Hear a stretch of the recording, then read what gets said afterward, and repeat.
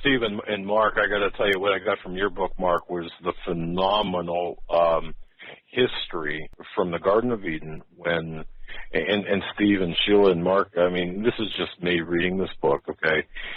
It brought me to the understanding that you're right. I mean, in the garden, prior to man's fall, there was no need for money, for currency, for any medium of exchange in that fashion.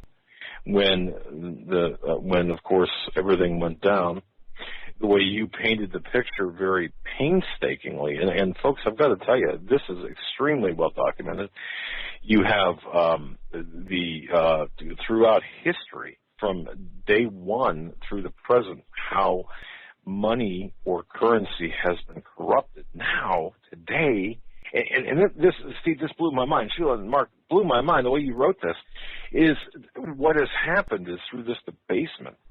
Now, everybody is walking around with just pure talisman in their pockets in the form of money, or whether they're bills or coins, but they're worthless except to those who are running the demonic show. Is that kind of, I mean, isn't that the way it kind of plays out? Oh, absolutely. They able to print their magic currency, and it's accepted, and it will be accepted until the time that I think currency will be completely done away with. The thing that's important about having some type of medium of exchange is that, well, number one, it symbolizes the beginning of man's fall, where they're actually trading these tokens that symbolize the fruit of the knowledge of good and evil. And Satan has, perverted that and reversed it to have it reflect him. He's taken the meaning away from it, and now he has control over men's lives completely. He can murder at will. In effect, he can create as many of these talisman tokens that he wants to absolutely enslave mankind. Later, I believe that this idea of currency is going to completely be taken away, and it's talked about in the Revelation. The man won't be able to buy or sell unless he has the mark of this creature. And Steve, you've talked about that. Yeah, exactly. And Steve, you've talked about that. And Mark painstakingly maps that out from the dawn of humanity, Adam and Eve, through the present and into the future, how the mark will come about. And it's an amazing. It's amazing to read this, to see the documentation, Steve, isn't it? I mean, but you've been saying this for forever. Well, yeah, and again, the point that has to be made is that money then ultimately becomes idolatry, and it's amazing, it gets into the whole basis of creation and the foundations of the world. When God set his just measures and his just standards, it was because he created the most amazing word, and it was called holy equity. It was called equality based on the Creator's balances, okay? In other words, it was God's balance sheet. The devil comes and makes everybody write IOUs for their souls and for their lives. And most people go through life, and here it is, Doug, most people go through life striving to, quote, get ahead, not realizing that the American dream was a way to keep, and not only the American dream, but it's the way politicians promise their followers all the pots of gold at the end of the rainbow, but then put you in a perpetual state of fog where you never get to see the rainbow. God brings judgment, puts the rainbow in the sky, I'm talking about the literal rainbow that God created, and gives it as a covenant to the people on earth. So the point is that we're now seeing right now the complete revelation, because the Bible says there's nothing that's hidden that won't be revealed. And the average guy, I've learned this, the average guy's got to understand simply this, where it bites them on the bottom, where it bites them in the pocketbook, and where it takes away their hope, their future, their joy, and their life. And that's what debt does. The Greek word for debt, I believe the root word for debt is debt. And I think it's thanatos or thanatos. Is that not right, Mark?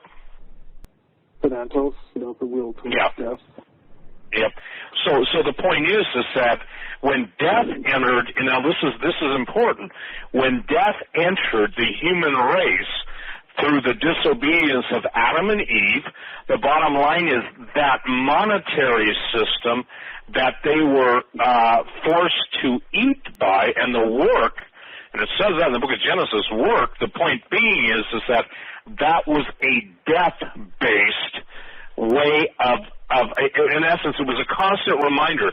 Paper dollars, and they truly are a constant reminder of the enslavement of mankind after Eden due to the financial crunch and control of their future, of their present and of their future, because it's based on a lie.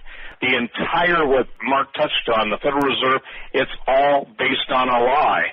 And I can tell you this, to get that through to even Christians, and I deal with enough on the emails over a given week to say this, the idea that a paper-based currency is any way related to a holy God, any way related to reality or history, is so abjectly not true that it's almost I call them federal mocking notes, M-O-C-K-I-N-G. It's futility on steroids. Go ahead, Mark. Yeah, I was going to talk about how the fall of the Twin Towers relates to the idea that currency, the exchange of currencies, can be taken away completely, and a lot of people don't realize the significance of towers falling, and basically it's hermetic, and the cash became the ruler from his intrusion to the garden, but now he wants to transform himself into a being that has greater power than the creature he became after the curse that God gave him in verse 3:14. And this whole idea of Cash dying from the curse and raising himself up is expressed in the idea of what the thrice great Hermes is. I don't know if you've heard of that, Steve. Hermes is a thrice great. Yes.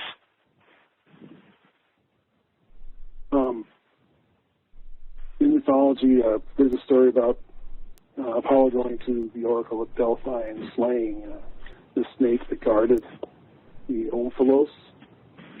And his name was Python.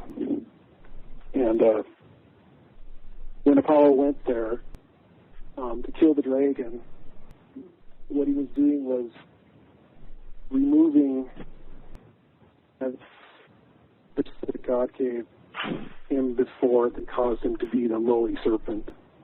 And he replaced the serpent with himself, the God of light. And this is the idea of Nakash raising himself up to finally become a man, or to clothe himself with an actual human form. And the Illuminated truly believe that this is going to happen, and they do all their work towards this end. And yeah, Steve, I got to tell you that was, and Mark, I want to tell you that was the other thing that just absolutely blew my mind as I read your book, and I know Sheila can weigh in on this too. As I went through the book and understood that for 140, I mean, think about this, folks. For 143 years, the United States, was based on gold and silver, and for the first time, any attempts to change this occurred during the Civil War. Lincoln issued greenbacks, emergency greenbacks, and they were not, at that time, because of the Civil War, they weren't redeemable gold or silver. Well, they became worthless, and then Wilson suspended the requirement of gold and silver briefly during World War I, and then we had yet more debasement of our currency.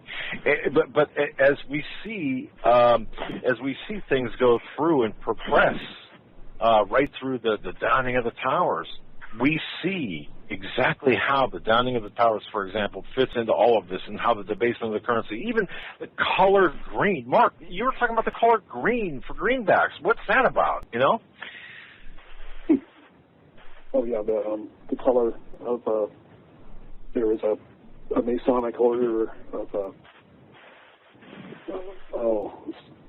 Joaquin, I believe, and they wore specific colors. Right. Yeah. Okay, perfect. Well, you know what, Mark? We're having technical difficulties with your line. I'm going to tell you what. We're going to have to go to a break. We're at the top of the hour, Mark. Sheila, are you with me? Absolutely. All right. We're having some really bad audio problems here with Mark.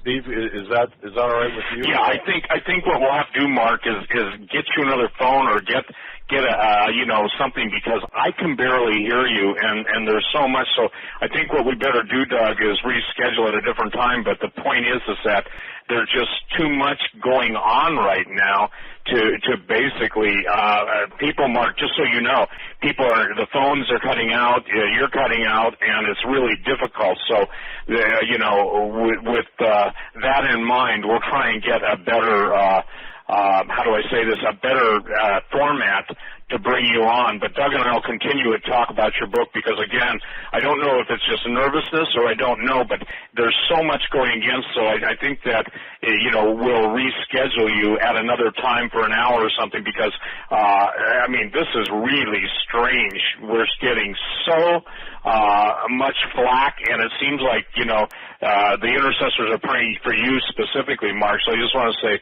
God bless you, and by the grace of God, after you come back from the break, we'll carry the book for you, because, again, I think that it's critical that people understand the information, but this is the most obvious interference from the spiritual realm, and there are people praying and stuff. So bless you, Brother Mark, and thank you for coming on, and sorry for the screw-up at the beginning.